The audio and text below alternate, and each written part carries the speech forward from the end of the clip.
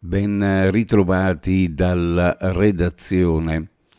È stato trasportato da Lubiana all'ospedale di Cattinara a Trieste, dove è tuttora ricoverato in gravi condizioni, ma comunque non in pericolo di vita, nel reparto di pneumologia, nel quale ha lavorato per anni come medico, il 69enne motociclista triestino Pierpaolo Babic, rimasto ferito in un incidente accaduto alla fine di luglio in Slovenia, nei pressi di Postumia, in cui aveva perso la vita Antonella Colombis, che era seduta sul sellino posteriore. Per alcune settimane Babic era rimasto nel reparto di rianimazione dell'ospedale della capitale slovena, anche perché le conseguenze dell'impatto non permettevano il trasporto, per quanto breve, fino a Trieste. Inizialmente, infatti, sembrava fosse stata interessata anche la spina dorsale, perciò un viaggio in ambulanza da Lubiana a Cattinara, pur con tutti gli accorgimenti del caso, avrebbe potuto peggiorare la situazione. Ricordiamo che lunedì 9 settembre c'è uno sciopero nazionale del trasporto pubblico locale proclamato da FILT, CGL, FIT, CISL, Will Trasporti, FAISA, CISL e UGL e FNA.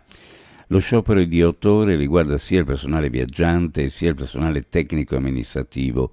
Cancellazioni e ritardi nelle fasce orarie dello sciopero potrebbero verificarsi in tutta la regione. Possibili servizi marittimi saranno regolari.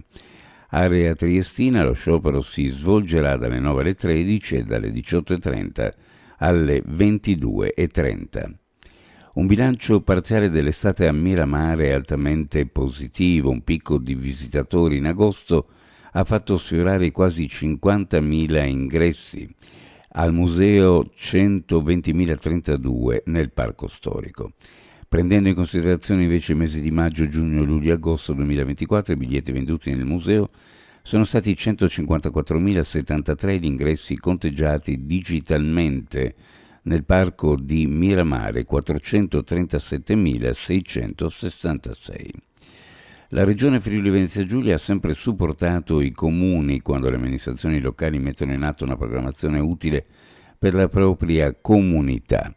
In questo caso, grazie ad un importante lavoro di squadra, Pordenone è stato senza dubbio un esempio virtuoso, un edificio inaugurato che non è solo una nuova scuola, ma anche un intervento di riqualificazione urbana, modello di sostenibilità ambientale e di aggregazione sociale. Lo ha detto il governatore della regione Massimiliano Federica, partecipando a Pordenone alla cerimonia di inaugurazione dei nuovi locali della scuola secondaria di primo grado Lozar, alla presenza del vice sindaco reggente Alberto Parigi, del dirigente scolastico Vladimiro Giacomello e dell'assessore regionale alle infrastrutture Cristina Mirante.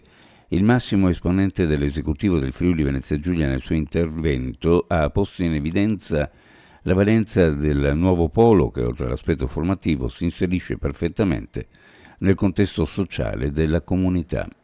Uno sguardo alle previsioni meteorologiche per oggi: su pianura e costa cielo da poco nuvoloso a variabile, sulla zona montana variabile con possibilità di qualche locale breve pioggia nelle ore pomeridiane, venti a regime di brezza, temperature minime in pianura fra 16 e 19, le massime fra 27 e 29 gradi, le minime sulla costa fra 21 e 24, le massime fra 25 e 28 gradi centigradi. Previsioni a cura di ARPA e FVG Meteo. Ed è tutto per il momento con l'informazione. Grazie per averci seguito. A più tardi.